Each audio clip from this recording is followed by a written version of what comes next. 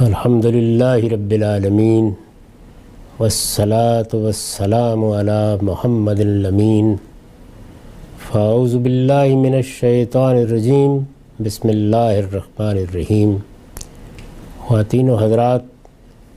ہم میزان حصہ اول میں دوسرے باب اخلاقیات کا مطالعہ کر رہے ہیں۔ اب یہ بحث ہے کہ ایک بندہ مومن جب اپنے اخلاقی وجود کی تطہیر کو کمال تک پہنچانا چاہتا ہے تو پھر اس کو کن چیزوں کو اپنے اندر پیدا کرنے کی صحیح کرنی ہے۔ چنانچہ اس باب کا عنوان ہے جمال و کمال، یعنی اخلاقیات کی بحث میں وہ کیا چیزیں ہیں کہ جو اخلاقیات کا جمال بھی ہیں اور کمال بھی ہیں۔ اس میں سورہ احزاب کی آیت 35 زیر عنوان ہے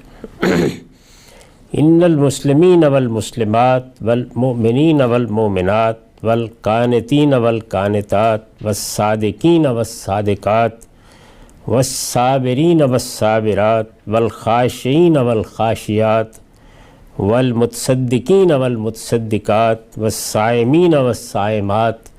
والحافظین فروجہم والحافظات والذاکرین اللہ کثیرا والذاکرات اعد اللہ لہم مغفرۃ واجرا عظیما۔ حقیقت یہ ہے کہ جو مرد اور جو عورتیں مسلمان ہیں، مومن ہیں، بندگی کرنے والے ہیں، سچے ہیں، صبر کرنے والے ہیں، اللہ کے آگے جھک کر رہنے والے ہیں، خیرات کرنے والے ہیں، روزہ رکھنے والے ہیں، اپنی شرمگاہوں کی حفاظت کرنے والے ہیں اور اللہ کو بہت زیادہ یاد کرنے والے ہیں، اللہ نے ان کے لیے بھی مغفرت اور بڑا اجر تیار کر رکھا ہے۔ اس میں یہ دیکھا جا سکتا ہے کہ صفات تو ایسی ہیں کہ مرد و عورت سب کے لیے اگر ایک ہی صیغے سے بیان کر دی جاتی تو بالکل یکساں تھیں، لیکن الگ الگ کر کے بیان کیا گیا ہے۔ یعنی وہ مرد جو مسلمان ہیں، وہ عورتیں جو مسلمان ہیں، وہ مرد جو مومن ہیں، وہ عورتیں جو مومن ہیں، وہ مرد جو بندگی کرنے والے ہیں، وہ عورتیں جو بندگی کرنے والی ہیں، وہ مرد جو سچے ہیں، وہ عورتیں جو سچی ہیں، وہ مرد جو صبر کرنے والے ہیں، وہ عورتیں جو صبر کرنے والی ہیں، وہ مرد جو اللہ کے آگے جھک کر رہنے والے ہیں، وہ عورتیں جو اللہ کے آگے جھک کر رہنے والی ہیں، وہ مرد جو خیرات کرنے والے ہیں، روزہ رکھنے والے ہیں، اپنی شرمگاہوں کی حفاظت کرنے والے ہیں، اور وہ عورتیں جو یہ سب اوصاف اپنے اندر پیدا کرنے والی ہیں اور اللہ کو بہت زیادہ یاد کرنے والے ہیں اور اللہ کو بہت زیادہ یاد کرنے والی ہیں۔ یعنی بالکل الگ الگ کر کے اللہ تعالیٰ نے مردوں اور عورتوں کے اوصاف بیان کیے ہیں۔ اس پر میں نے لکھا ہے انسان ہیں اور اللہ کو بہت زیادہ یاد کرنے والی ہیں، یعنی بالکل الگ الگ کر کے اللہ تعالیٰ نے مردوں اور عورتوں کے اوصاف بیان کیے ہیں۔ اس پر میں نے لکھا ہے انسان کے اخلاقی وجود کا حسن، یعنی ایک تو ہے اخلاقی وجود کے تقاضے، ایک شخص کو سچ بولنا ہے، جھوٹ سے اجتناب کرنا ہے، دیانت اختیار کرنی ہے، تکبر سے بچنا ہے، یہ سب تو تقاضے ہیں۔ یعنی اگر ان میں کوئی خلاف ورزی ہوتی ہے تو ہم پیچھے دیکھ چکے ہیں کہ اس کا نتیجہ وہ آخرت کی رسوائی ہے، وہ کبائر ہیں، بڑے گناہ ہیں، ان کو بھگتنا ہوگا انسان کو۔ یہاں وہ چیزیں زیر بحث نہیں ہیں، یہاں اب اخلاقی وجود کا حسن، اس کا جمال زیر بحث ہے۔ انسان کے اخلاقی وجود کا حسن جب خلق اور خالق دونوں کے معاملے میں درجہ کمال کو پہنچتا ہے تو اس سے جو اوصاف پیدا ہوتے ہیں یا قرآن مجید کی روح سے ہونے چاہیے وہ یہی ہے۔ یعنی یہ وہ اوصاف ہیں کہ جو کمال کے اوصاف ہیں، جن میں اخلاقی وجود کا حسن بالکل آخری درجے میں نمایاں ہوتا ہے۔ اور چونکہ ایک مسلمان کی حیثیت سے یا اللہ تعالیٰ نے جو نسب العین ہم کو دیا ہے اس کی روح سے یہ کمال یا یہ حسن، یہ جمال، اس کو جس لفظ سے بھی تعبیر کیجئے، یہ خلق کے معاملے میں بھی ہے اور خالق کے معاملے میں بھی ہے۔ اس سے پیچھے بھی ہم دیکھ چکے ہیں کہ فضائل و رضائل کی ابتدا بھی جس طرح بندوں کے ساتھ تعلق کی تفصیلات سے ہوئی، اسی طرح اللہ تعالیٰ کے ساتھ تعلق کی تفصیلات بھی بیان کی گئیں۔ تو یہاں پر بھی وہی چیز ہوگی، یعنی اللہ تعالیٰ کے ساتھ ایک رشتہ ہے، وہ رشتہ یہ ہے کہ وہ ہمارا خالق ہے، ہم اس کی مخلوق ہیں، وہ ہمارا منعم حقیقی ہے، ہمارا پروردگار ہے، اس نے ہمیں وجود بخشا ہے، وہی سب نعمتیں دینے والا ہے۔ اور دوسری جانب اسی نے مخلوقات کے ساتھ ہمارا ایک تعلق پیدا کیا ہے، رشتوں میں باندھا ہے، کوئی ماں ہے، کوئی باپ ہے، کوئی عزیز ہے، کوئی قریبی ہے، کوئی ساتھ کاروبار کرتا ہے، کوئی ہم وطن ہے، انسانیت کے رشتے ہیں۔ تو یہ سب چیزیں جتنی ہیں، ان میں جب تعلقات روابط بالکل صحیح جگہ پر کھڑے ہوتے ہیں تو ہم کہتے ہیں کہ انسان اپنے اخلاقی وجود کی پاکیزگی کے ساتھ معاملات کر رہا ہے۔ تو اس کا حسن کیا ہے، یعنی اگر اس کو اس کے درجہ کمال تک پہنچایا جائے تو پھر کیا چیزیں ہونی چاہیے، خلق کے معاملے میں بھی اور خالق کے معاملے میں بھی۔ انسان کے اخلاقی وجود کا حسن جب خلق اور خالق دونوں کے معاملے میں درجہ کمال کو پہنچتا ہے، یعنی اب یہاں لازمی چیزیں زیر بحث نہیں ہیں، وہ چیزیں کہ جن کو کرنا ضروری ہے یا جن سے بچنا ضروری ہے وہ سب اس سے پیچھے زیر بحث آ چکی ہیں، وہ یہاں بیان نہیں ہوں گی۔ جب خلق اور خالق دونوں کے معاملے میں درجہ کمال کو پہنچتا ہے تو اس سے جو اوصاف پیدا ہوتے ہیں، یعنی اب ایک بندہ مومن کو اگر دیکھیں تو وہ کیا چیزیں ہیں کہ جو اس کی شخصیت میں، اس کی سیرت میں، اس کے کردار میں نمایاں ہو جاتی ہیں، یا قرآن مجید کی روح سے ہونے چاہیے، یعنی ہو جاتے ہیں یا اللہ چاہتا ہے کہ ہونے چاہیے، قرآن مجید تقاضا کرتا ہے کہ ہونے چاہیے۔ اگر کسی کو یہ مطلوب ہے کہ وہ اپنے اخلاقی وجود کی تطہیر اور پاکیزگی کا اہتمام درجہ کمال پر کرے، آخری درجے پر کرے، اپنے آپ کو اس جگہ تک پہنچائے کہ جس سے آگے کسی جگہ کا تصور مشکل ہے، تو ظاہر ہے کہ یہ تو نہیں کہ ہر شخص پہنچ جائے گا، لیکن اگر وہ پہنچنے کی کوشش کرے اور اپنے اہداف مقرر کرے اور یہ چاہے کہ میں وہ صفات سمجھ لوں جو مجھے اپنے اندر پیدا کرنی ہے، تو وہ کیا ہے، قرآن مجید کیا چاہتا ہے۔ چنانچہ فرمایا ہے کہ خدا کی مغفرت ان نفوس قدسیہ کی منتظر ہے، یعنی اللہ تعالیٰ نے جو عنایتیں فرمائی ہیں یا بندوں پر کرم کیا ہے یا ان سے جو لازمی چیزیں چاہی ہیں ان کے نتائج بھی بیان ہو گئے ہیں، لیکن اس میں تو گویا اللہ تعالیٰ بشارت دے رہے ہیں کہ خدا کی مغفرت خود انتظار کر رہی ہے اور اس نے ایک اجر عظیم ان کے لیے تیار کر رکھا ہے اگر یہ اپنے آپ کو اس درجے میں پاکیزہ بناتے ہیں۔ چنانچہ فرمایا ہے کہ خدا کی مغفرت ان نفوس قدسیہ کی منتظر ہے اور اس نے ایک اجر عظیم ان کے لیے تیار کر رکھا ہے۔ اس میں یہ چیز بھی ملحوظ رہے کہ سورہ احزاب کے جس مقام کو یہاں سر عنوان بنایا گیا ہے اس کا بھی ایک پس منظر ہے، یعنی اللہ تعالیٰ نے رسالت مآب صلی اللہ علیہ وسلم کی ازواج مطہرات کے لیے بعض درجات کا ذکر کیا ہے، اور اس کے بعد عام مسلمانوں کو بھی، وہ مرد ہوں یا عورتیں، یہ بشارت دی ہے کہ اعلیٰ ترین درجات کا معاملہ کسی کے لیے بند نہیں ہے۔ اگر تم میں سے بھی کوئی کوشش کرے گا تو یہ اوصاف اپنے اندر پیدا کرے، وہ بھی آخری درجے تک پہنچ سکتا ہے، یعنی آخری درجے کو اپنا ہدف بنا سکتا ہے، آخری درجے کے لیے جدوجہد کر سکتا ہے، اللہ تعالیٰ سے اس کے لیے دعا کر سکتا ہے، اللہ تعالیٰ سے توفیق طلب کر سکتا ہے، لیکن اس پہ مایوسی کی کوئی چیز نہیں ہے کہ کوئی دروازہ بند ہے، سب کے لیے اللہ نے ایک راستہ بنا دیا ہے، بس شرط یہ ہے کہ آدمی اس راستے پر چلنا چاہے، ان اہداف کو اپنے اہداف قرار دے، ان کو اپنی منزل قرار دے کے سفر کی ابتدا کر دے۔ معاف کیجیے۔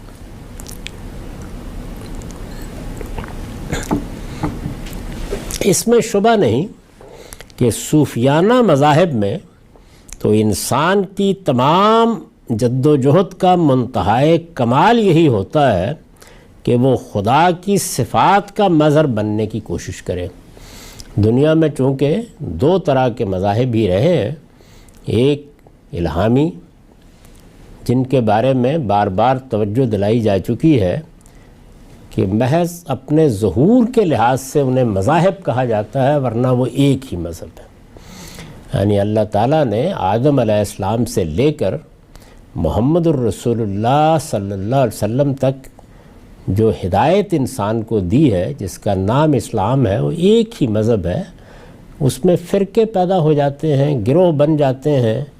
ایک پیغمبر کو ماننے دوسرے پیغمبر کا انکار کرنے کی وجہ سے بہت سی جماعتیں الگ الگ ہو جاتی ہیں، لیکن وہ مذہب ایک ہی ہے۔ اس کی بنیاد ایک ہی چیز پر رکھی گئی ہے، وہ توحید کی دعوت دیتا ہے، وہ آخرت کی تیاری کے لیے کہتا ہے، اس کی شریعت کے بنیادی احکام بھی بالکل یکساں ہیں، وہ اللہ کا دین ہے اور اس کا نام ہمیشہ سے اسلام رہا ہے، آدم علیہ السلام سے لے کر محمد الرسول اللہ صلی اللہ علیہ وسلم تک۔ دوسرے صوفیانہ مذاہب ہیں۔ صوفیانہ مذاہب میں بھی اگر غور کر کے دیکھیں تو اگرچہ بہت سے فرقے، بہت سے گروہ، بہت سی جماعتیں مل جائیں گی، لیکن اس کی اساس بھی ایک ہی ہے۔ یعنی بندہ اس دنیا میں دنیا کی حقیقت کو سمجھنے، دنیا کی حقیقت کو جاننے، بلکہ حقیقت مطلقہ تک پہنچنے کے لیے کچھ ریاضتیں کرتا ہے، ان کو اپنا ہدف قرار دیتا ہے، اور پھر مختلف درجات سے گزرتا ہوا ان مذاہب کے مطابق درجہ کمال کو پہنچنے کی کوشش کرتا ہے۔ صوفیانہ مذاہب بالکل متوازی طور پر اللہ کے دین کے مقابل میں اپنا ایک الگ فلسفہ، اپنا ایک الگ نظام فکر رکھتے ہیں۔ وہ ہمارے ہاں ہوں، وہ ہندوؤں کے ہاں ہوں، وہ بدھوں کے ہاں ہوں، وہ مسیحیوں کے ہاں ہوں، وہ جہاں بھی پائے جاتے ہیں ان کا اپنا نظام فکر ہے، اور اس نظام فکر میں ان کی اپنی اصطلاحات ہیں جن میں وہ اپنے نقطہ نظر کو بیان کرتے ہیں۔ تو یہاں جب صوفیانہ مذاہب کہا گیا ہے تو اس سے مراد یہ ہے۔ اس میں شبہ نہیں کہ صوفیانہ مذاہب میں تو انسان کی تمام جد و جہد کا منتہائے کمال، یعنی یہاں کیا منتہائے کمال ہے؟ یہاں سے مراد الہامی مذہب میں، اللہ کے دین میں، اسلام میں، اور اس کے بالکل بالمقابل صوفیانہ مذاہب میں انسان کی تمام جد و جہد، یعنی اگر وہاں پر بھی آدمی بالکل ابتدا میں رہنا چاہے تو رہتا ہے، وہ ضروری تقاضے پورے کرے تو اس سے بھی اس کو کچھ حاصل ہوتا ہے، لیکن وہاں منتہائے کمال کیا ہے، آخری درجہ کیا ہے، وہ کیا چیز ہے کہ جس کو نصب العین بنا کے انسان جد و جہد کرتا ہے؟ وہ یہ ہے کہ وہ خدا کی صفات کا مظہر بننے کی کوشش کرے۔ یعنی اللہ تعالیٰ کی جو کچھ بھی صفات ہمارے فہم اور ادراک میں آتی ہیں یا جن کا ہم کچھ تصور کر سکتے ہیں، وہ صفات اپنے اندر پیدا کرنے کی کوشش کرے۔ وہاں منتہائے کمال یہ ہے۔ اس کی وجہ یہ ہے کہ اس پورے مذہبی تصور میں اصل چیز وحدت الوجود کا عقیدہ ہے۔ یعنی یہ کائنات اپنے وجود کے لحاظ سے کوئی حقیقت نہیں رکھتی، ذات خداوندی ہی اصل حقیقت ہے، اور ذات خداوندی کے تعینات کی صورت میں یہ کائنات، یہ عالم اور یہ مخلوقات ہمارے سامنے آتی ہیں۔ تو ظاہر ہے کہ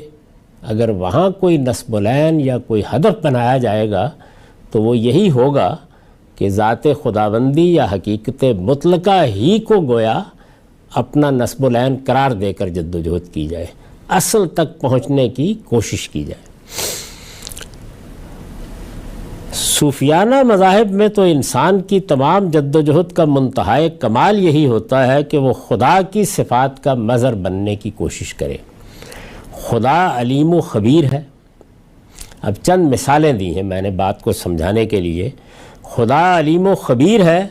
تو وہ بھی عالم الغیب و شہادہ بن کر جی، یعنی اللہ تعالیٰ کی یہ صفت ہے کہ وہ ہر چیز کو جانتا ہے، ہر چیز کی خبر رکھتا ہے۔ تو انسان بھی یہ جد و جہد کرے کہ کہ غیب کے حقائق اس پر بھی کھلیں، اس کائنات کا علم بہت حد تک اس کو بھی حاصل ہو۔ خدا علیم و خبیر ہے تو وہ بھی عالم الغیب و شہادہ بن کر جیے۔ خدا کی شان تجرد ہے، یعنی خدا کسی کے ساتھ کوئی مناسبت نہیں پیدا کرتا اپنی ذات کے لحاظ سے، اس کا کوئی جوڑا نہیں ہے، وہ اپنے لیے کوئی بزم نہیں آراستہ کرتا، وہ اپنے وجود کے لحاظ سے اور اپنی صفات کے لحاظ سے تجرد کی شان رکھتا ہے، تنہائی کی شان رکھتا ہے۔ خدا کی شان تجرد ہے تو وہ بھی اپنے اندر یہی شان پیدا کرے، چنانچہ اس میں بھی پھر اسی چیز کو کمال سمجھا جاتا ہے کہ رہبانیت اختیار کر لی جائے۔ آدمی نہ شادی کرے، نہ گھر بسائے، نہ دوسروں سے اس طرح سے میل ملاقات رکھے، بلکہ ممکن حد تک یہ کوشش کرے کہ خدا کی شان تجرد ہی اس کی سیرت اور اس کی سوانے میں نمایاں ہو۔ خدا بے نیاز ہے تو وہ بھی بشری تقاضوں اور انسانی ضرورتوں سے بے نیاز ہو جائے۔ چنانچہ بے نیازی، استغنا، اس کو ایک آخری درجے میں بڑا کمال سمجھا جاتا ہے صوفیانہ مذاہب میں۔ خدا بے نیاز ہے تو وہ بھی بشری تقاضوں اور انسانی ضرورتوں سے بے نیاز ہو جائے۔ خدا انفس و آفاق میں تصرف کرتا ہے، یعنی اس کائنات کا خالق ہمارے نفس میں بھی اور آفاق میں بھی، اس عالم میں بھی ہر لحظہ تصرف کر رہا ہے، چیزیں اس کی مٹھی میں ہیں، وہ جس چیز کو چاہتا ہے اپنے قانون کے مطابق دیکھتا ہے اور جس میں چاہتا ہے مداخلت کرتا ہے۔ خدا انفس و آفاق میں تصرف کرتا ہے تو وہ بھی پانی پر چلے، آگ سے کھیلے، بیماروں کو ہاتھ لگائے اور شفا یاب کر دے، مردوں کو جلائے اور ارواح و قلوب میں جو تصرف چاہے کرے۔ یعنی وہاں پر بھی یہی چیز منتہائے کمال سمجھی جاتی ہے کہ اس کائنات کا خالق اگر اس کائنات میں اپنا تصرف کر رہا ہے اور یہ کائنات اس کی مٹھی میں ہے، یہ آگ، پانی، ہوا سب اسی کے حکم پر چلتے ہیں، تو انسان بھی اپنے اندر یہ خصوصیات پیدا کرے، وہ بھی چاہے تو پانی پر چلے، چاہے تو آگ سے کھیلے اور آگ کبھی جسارت بھی نہ کرے کہ اس کو جلا دے، وہ بیماروں کو ہاتھ لگائے، اللہ بھی شفا دیتا ہے، اس کی طرف سے بھی شفا یابی ہو، مردوں کو جلائے، ہاتھ لگائے اور زندہ کر دے۔ اگر کوئی کشتی ڈوب گئی ہے تو پوری کشتی کے لوگوں کو سمندر سے پکڑ کر نکال لے، تو یہ گویا اس کا وہی تصرف ہوگا۔ مردوں کو جلائے اور ارواح و قلوب میں جو تصرف چاہے کرے، یعنی روحوں سے معاملہ کرنا چاہے تب بھی کر لے، دلوں سے معاملہ کرنا چاہے تو تب بھی کر لے۔ یہ وہ منتہائے کمال ہے جو صوفیانہ مذاہب میں متعین کر کے بتایا گیا ہے۔ اس کو ایک لفظ میں یا ایک جملے کی تعبیر میں اگر بیان کیا جائے تو وہ میں نے ابتدا میں بیان کر دیا کہ خدا کی صفات کا مظہر بننے کی کوشش کی جائے، یعنی اللہ تعالیٰ کی جو صفات بھی انسان کے ذہن میں، فکر میں آتی ہیں، یا جب وہ خدا کا تصور پیدا کرتا ہے تو ظاہر صفات ہی کے لحاظ سے پیدا کرے گا، تو انسان بھی اس کی کوشش کرے کہ یہ سب صفات اس کے اندر پیدا ہو جائیں یا کسی حد تک پیدا ہو جائیں۔ یعنی آخری کمال تو یہ ہے کہ کوئی کمی نہ رہے، لیکن جس حد تک بھی ممکن ہو۔ چنانچہ جس وقت آپ تذکرۃ الاولیاء قسم کی کتابیں پڑھتے ہیں یا صوفیہ کے احوال پڑھتے ہیں، وہ اپنے ہاں پڑھیں، وہ ہندوؤں کے ہاں پڑھیں، وہ بدھوں کے ہاں پڑھیں، جہاں بھی پڑھیں گے تو یہی چیزیں ہیں جو آپ کے سامنے آئیں گی۔ یعنی کہیں ان کو کرامات کے لفظ سے تعبیر کیا جائے گا، کہیں تصرفات کے لفظ سے تعبیر کیا جائے گا۔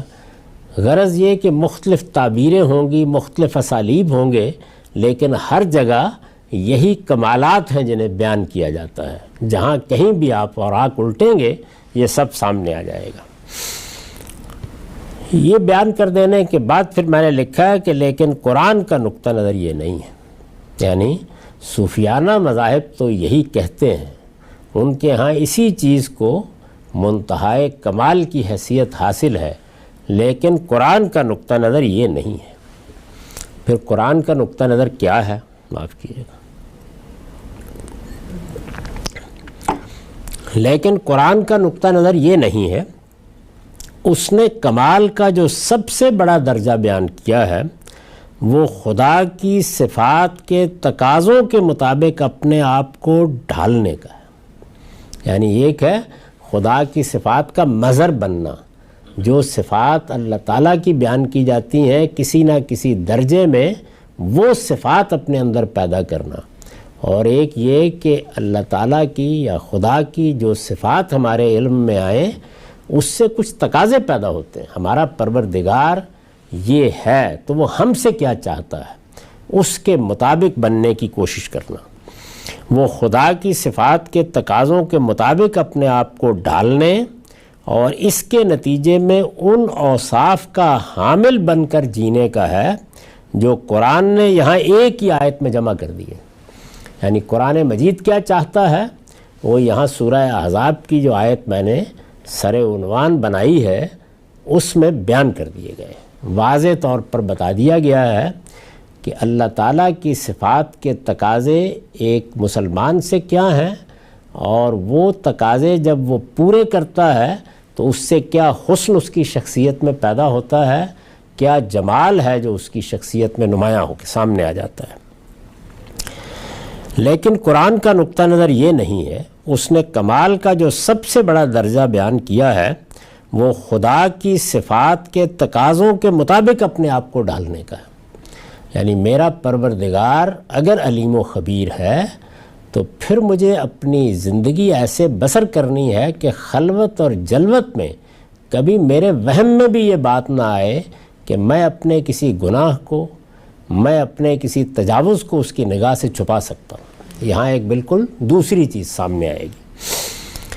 لیکن قرآن کا نقطہ نظر یہ نہیں ہے، اس نے کمال کا جو سب سے بڑا درجہ بیان کیا ہے وہ خدا کی صفات کے تقاضوں کے مطابق اپنے آپ کو ڈھالنے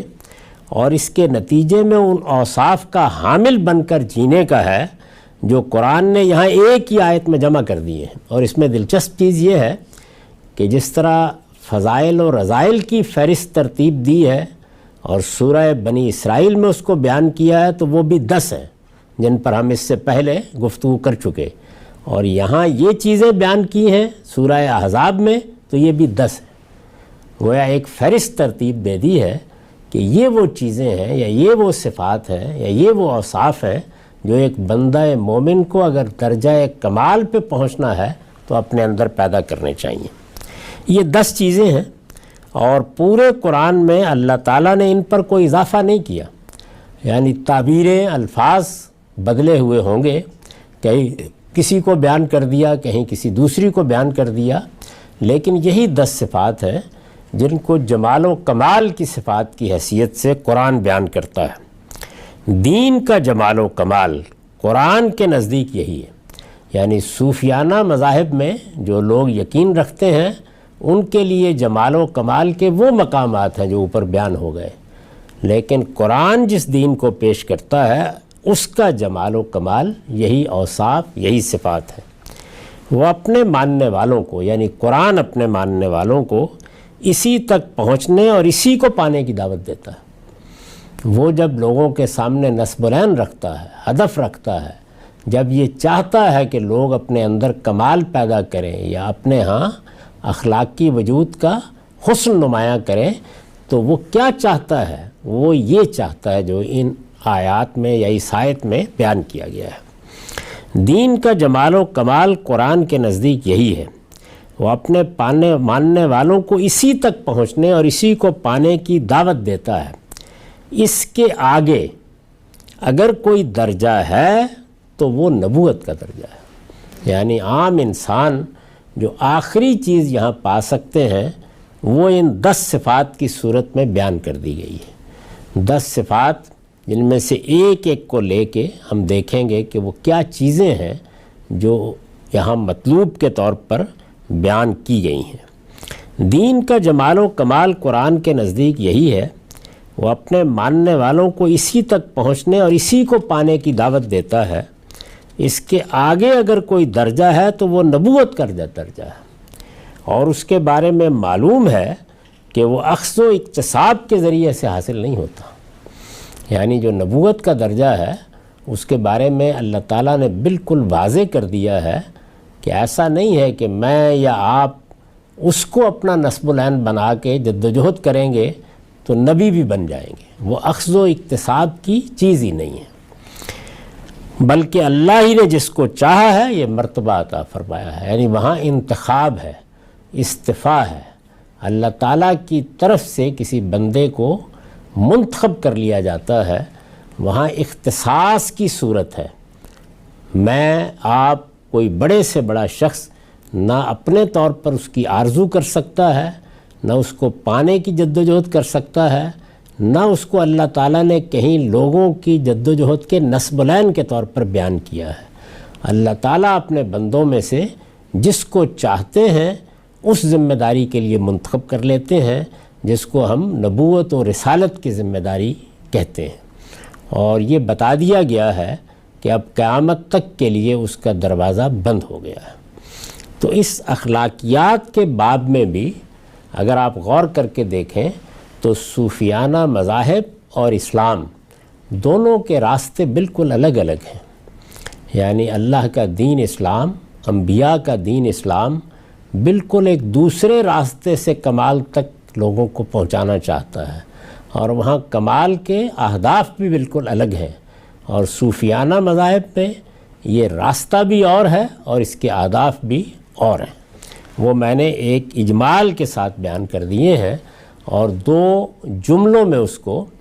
پیرالل رکھ کے بتا دیا ہے کہ وہاں اللہ تعالیٰ کی صفات کا مظہر بننا یہ چیز ہدف اور نصب العین ہے، اور یہاں اللہ تعالیٰ کی صفات کے تقاضوں کے مطابق اپنے آپ کو بندے کی حیثیت سے ڈھالنے کی کوشش کرنا یہ ہدف اور نصب العین ہے۔ ہم یہاں ان اوصاف کی وضاحت کریں گے، یعنی اب ان میں سے ایک ایک کو لے کے ہم یہ دیکھیں گے کہ اللہ تعالیٰ جب یہ کہتے ہیں کہ یہ وصف یا یہ صفت اپنے اندر پیدا کرو تو اس سے ان کی مراد کیا ہوتی ہے۔ آیت کو دیکھیے تو اس میں سب سے پہلے کیا فرمایا ہے؟ ان المسلمین والمسلمات، تو پہلا عنوان ہے اسلام۔ اب ایک اسلام تو وہ ہے کہ جس کو ہم مذہب کے طور پر بیان کرتے ہیں، اللہ کا دین۔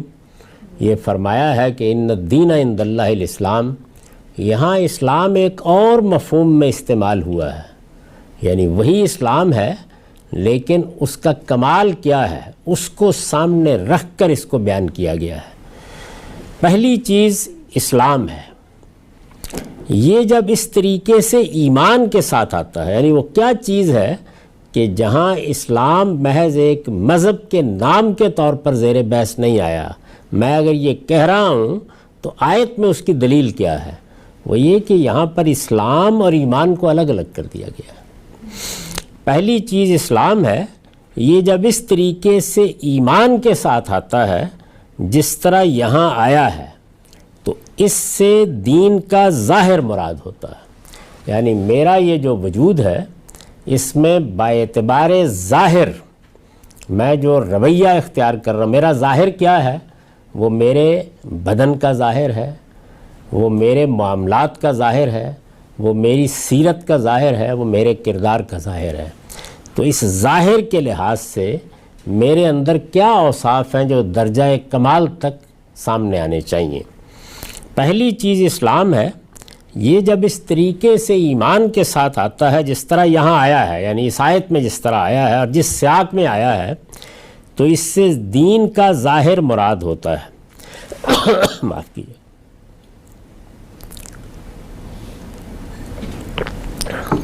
یعنی اس کا مطلب کیا ہے؟ یعنی اپنے آپ کو خدا کے حوالے کر دینے کی وہ کیفیت جو انسان کے قول و فعل اور اعضاء و جوارح سے نمایاں ہوتی ہے۔ یعنی میں نے اسلام قبول کیا، اگر کسی سے قانونی لحاظ سے پوچھیں تو وہ جواب میں کہے گا کہ میں نے اس بات کی گواہی دی ہے کہ اللہ کے سوا کوئی الہ نہیں اور محمد صلی اللہ علیہ وسلم اللہ کے رسول ہیں۔ یا آج یہ بات کہہ رہے ہیں، اس سے پیچھے پیغمبروں کے زمانے میں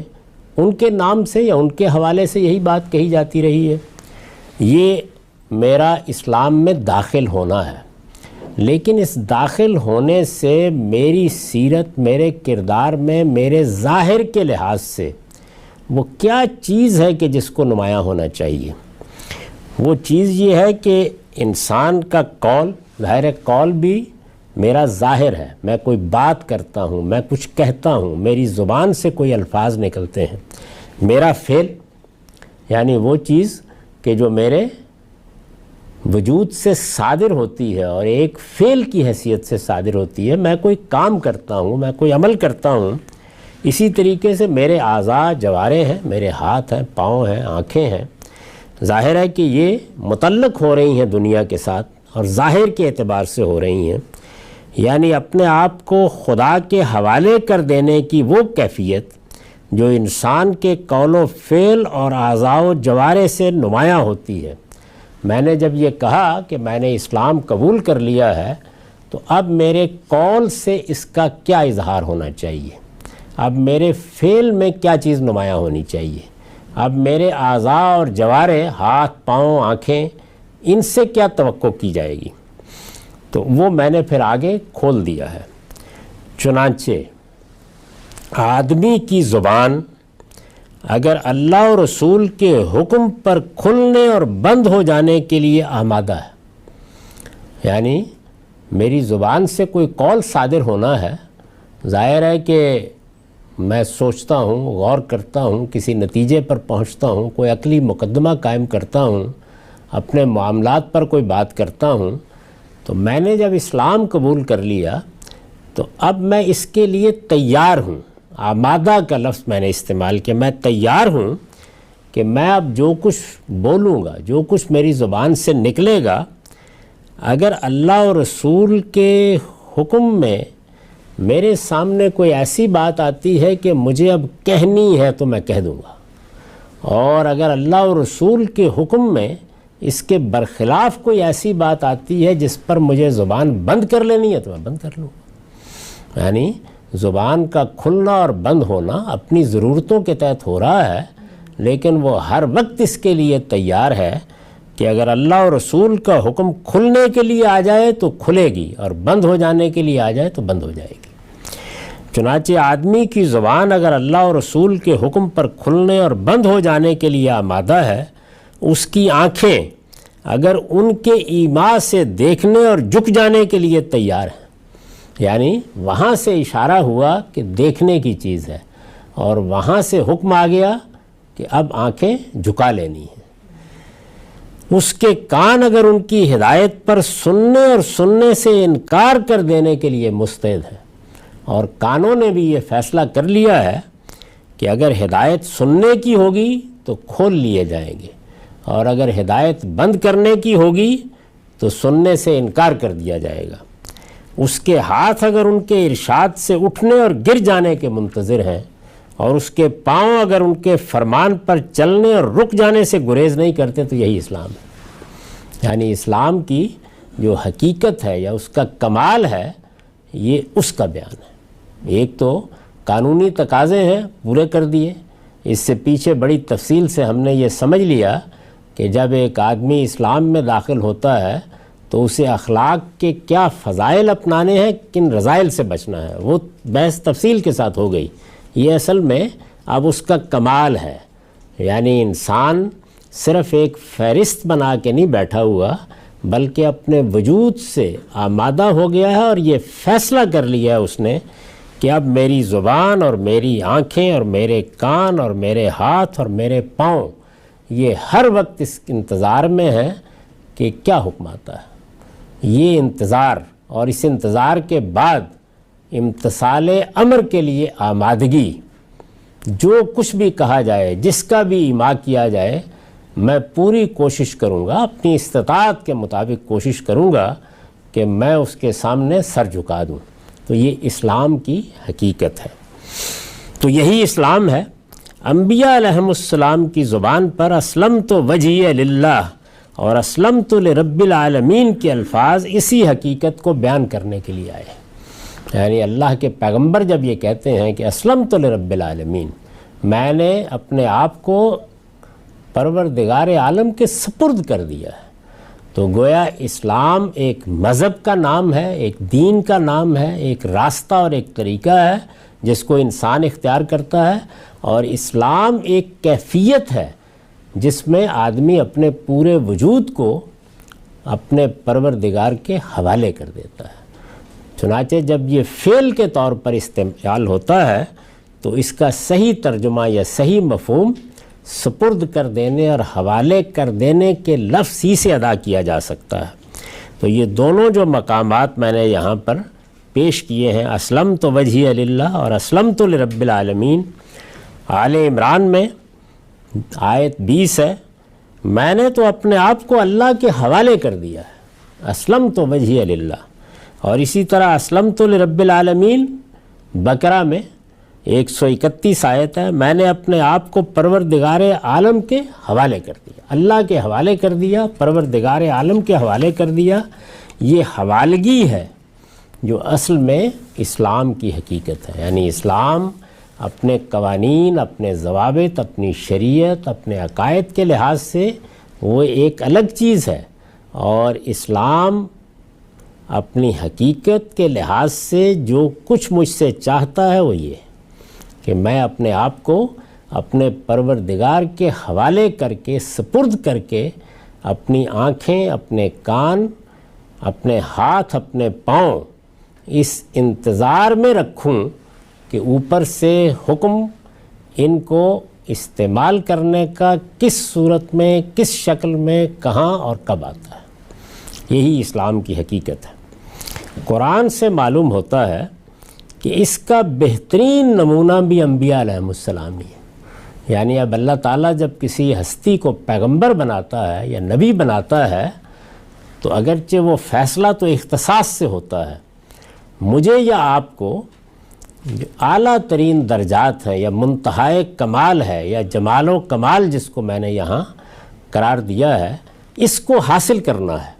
تو اس میں ظاہر ہے کہ ایک عملی نمونہ سامنے ہونا چاہیے۔ وہ نمونہ، وہ اسوہ، وہ کیا ہے؟ وہ انبیاء علیہ السلام ہے۔ قرآن سے معلوم ہوتا ہے کہ اس کا بہترین نمونہ بھی انبیاء علیہ السلام ہی ہے، لہٰذا ہدایت کی گئی ہے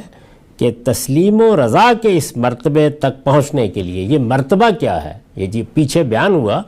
یہ تسلیم و رضا ہے، یعنی میں نے اپنے تمام اعضاء و جوارح اور اپنے قول و فعل کو اللہ کے سپرد کر کے بس منتظر کر لیا ہے کہ اب کیا کہا جاتا ہے۔ تو اس کے لیے نمونہ کیا ہے؟ انبیاء علیہ السلام کی ذات گرامی۔ لہٰذا ہدایت کی گئی ہے کہ تسلیم و رضا کے اس مرتبے تک پہنچنے کے لیے لوگ ان ہستیوں کی اتباع کریں جنہیں اللہ نے ان کے لیے پیغمبر بنا کر بھیجا ہے۔ یعنی ایک ہے اطاعت، اللہ کے پیغمبر نے حکم دیا نماز پڑھو، روزہ رکھو، یہ اطاعت ہے۔ اتباع کیا ہے؟ یعنی پیغمبر کو اسوہ اور نمونہ قرار دے کر ایک ایک ادا کی پیروی کرنے کی کوشش کرنا، یہ اب گویا کمال تک پہنچنے کا راستہ بتایا ہے۔ ارشاد فرمایا ہے، قُلْ إِن كُنتُمْ تُحِبُّونَ اللَّهَ فَاتَّبِعُونِي يُحْبِبْكُمُ اللَّهُ وَيَغْفِرْ لَكُمْ ذُنُوبَكُمْ وَاللَّهُ غَفُورٌ رَحِيمٌ۔ یہ آل عمران کی آیت 31 ہے۔ ان سے کہہ دو کہ اگر تم اللہ سے محبت رکھتے ہو، اب یہ دیکھیے یہاں لفظ بھی تبدیل ہو گیا، یہ سپردگی، یہ اپنے آپ کو حوالے کر دینا، یہ ہوگا ہی اس وقت جب اصل ہدف محبت بن جائے گی۔ ان سے کہہ دو کہ اگر تم اللہ سے محبت رکھتے ہو تو میری پیروی کرو، یعنی پیغمبر سے کہا ہے کہ ان کو بتاؤ میری پیروی کرو، اللہ تم سے محبت کرے گا اور تمہارے گناہوں کو بخش دے گا، اور اللہ بخشنے والا ہے، اس کی شفقت ابدی۔ یہ بحث ابھی جاری ہے، ہمارا وقت پورا ہو گیا۔ اقول قولی ھذا واستغفر اللہ لی ولکم ولسائر المسلمین۔